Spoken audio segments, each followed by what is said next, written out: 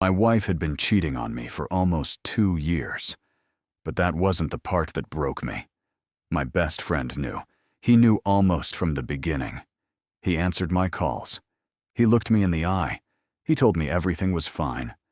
And when I finally found out why he had kept the secret for so long, I realized I hadn't just lost my wife. I'd lost the man I trusted most. The first time I realized my best friend had been lying to me, we were sitting in a diner having coffee. Mike was talking to a man at the counter. I wasn't paying attention till I heard Karen's name. Then the man said, "That was almost 2 years ago, wasn't it?" Mike paused. "Yeah." I put my coffee down. 2 years. I got up and walked over. Mike looked at me and went quiet. I said, "How long have you known?" He didn't answer. That's when I realized I wasn't just dealing with a broken marriage. I was dealing with a broken friendship. "My name's David. I'm 63. Karen and I had been married 35 years. We had 2 grown kids and 3 grandkids. I'd spent most of my working life as a maintenance supervisor at a manufacturing plant. Mike had been my best friend since our early 30s. We fished together, fixed things around each other's houses, watched football on Sundays. When my father died, Mike was there. When his first marriage fell apart, I was there. Never had a reason to question him. Karen had been different for a while. She started staying late at work. At first, once or twice a week. "Busy?" "Yeah, we're behind."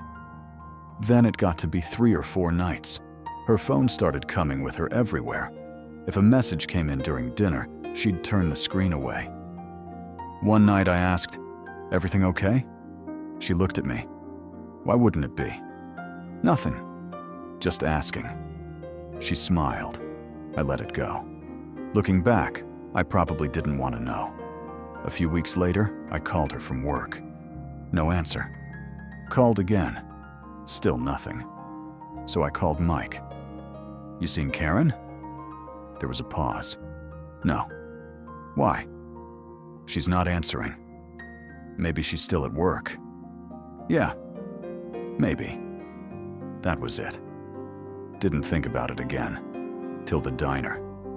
After I asked Mike how long he'd known, he finally said, I didn't know what to do. I looked at him. That's not an answer.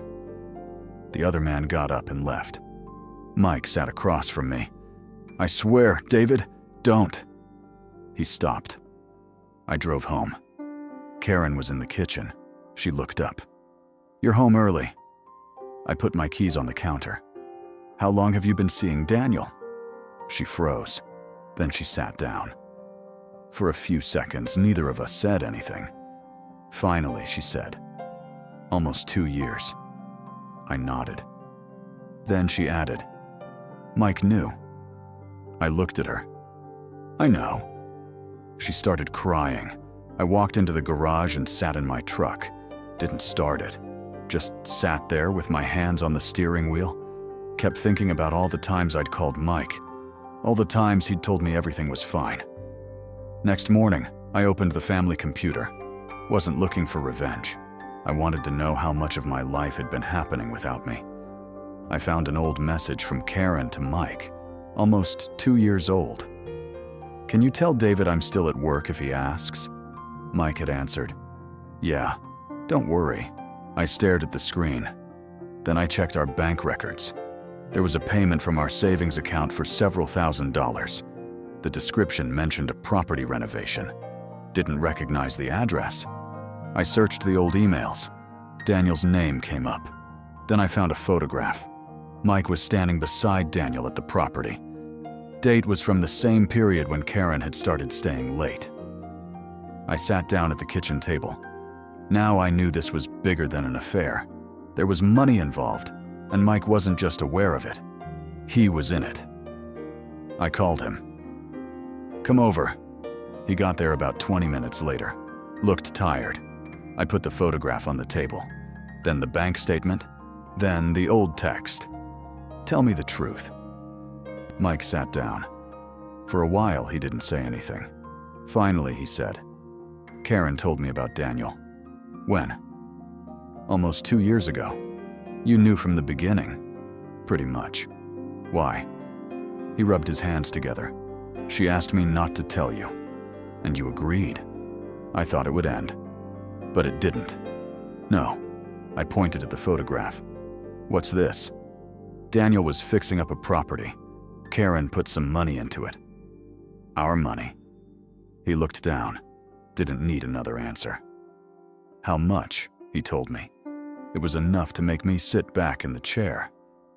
Then he said, "I was helping Daniel with the work." "Why?" "He was paying me." I looked at him. And finally, it made sense. Mike hadn't kept quiet, because he was trying to protect my marriage. He'd gotten himself involved. If I found out, he'd lose the work and the money. Worse, he'd have to admit he'd been lying to me for almost 2 years. I said, "You weren't protecting Karen." Mike looked at the table. "I know. You were protecting yourself." He nodded. I was angry. But I wasn't going to smash anything or call Daniel or make a scene. Just said, "You should have told me."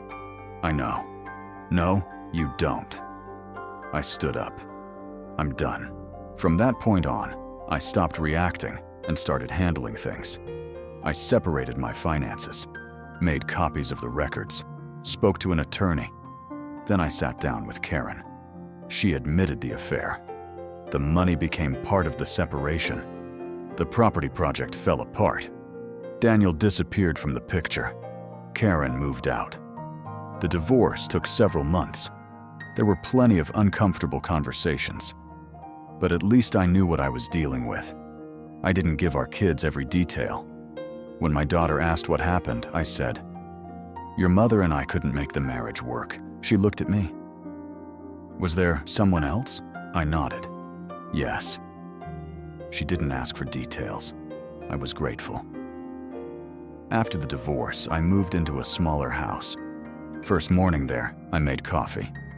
1 cup. For 35 years, I'd made 2 without thinking. That morning, I noticed the empty spot beside the coffee maker. Then, I drank my coffee. A few months later, I started fishing again. Took Saturday drives. Spent more time with my kids. I wasn't suddenly happy. But I wasn't waiting for Karen to explain my life anymore. One afternoon, Mike showed up outside my house, stayed beside his truck. "I should have told you." I looked at him. "Yeah, I'm sorry." I believed he was sorry. Just didn't change anything. "I know," I said. He waited. I didn't invite him inside. After a few seconds, he walked back to his truck. I watched him leave. Several months later, I was sitting alone in the same diner where I'd first heard the truth. Had a cup of coffee in front of me. My phone buzzed. A message from Mike. I read it. Didn't answer. Put the phone face down. The waitress came over. "More coffee?" I looked at the cup. "Yeah, sure." She filled it and walked away. I looked through the window at my truck. For 2 years, 2 people had been making decisions about my future without me. Couldn't change that. Couldn't get those 2 years back. But I could decide what happened next. I finished my coffee, picked up my keys, and walked out to the truck. First time in a long time, I wasn't wondering what somebody else was going to do with my life. I already knew what I was going to do with it.